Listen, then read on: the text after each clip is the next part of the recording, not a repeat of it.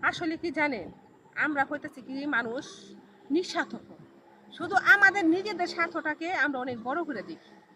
আসলে আমাদের আশেপাশে গরিব মা আছে, ভাই আছে, বোন আছে, দাদা আছে, চাচা আছে, নানি আছে, তারা না খায় থাকে, তাদেরকে আমরা দেখি না।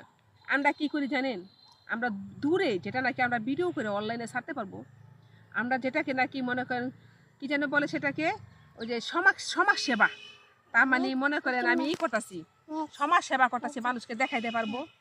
হুম, যেটা নাকি অনলাইনে ভিডিও করতে পারবো, মানবতার ফেরিওয়ালাগিরি করতে পারবো, সেই জায়গায় যাই কি করব, আমরা ভিডিও করব।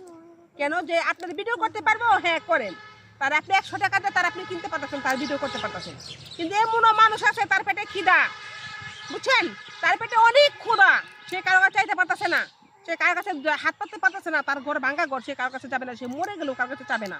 আপনি সেই রকম মানুষকে তো কিছু দিবেন না, তার চেহারাটা সে কাউরে দেখাইবে না, সে কাউরে বলতে দিব না যে আপনি তারা দান করছেন, তার আপনি দিবেন না। কেন দিবেন না? কারণ সে বলতে দিব না, সে যদি মরেও যে আপনার কোনো আসে জানা।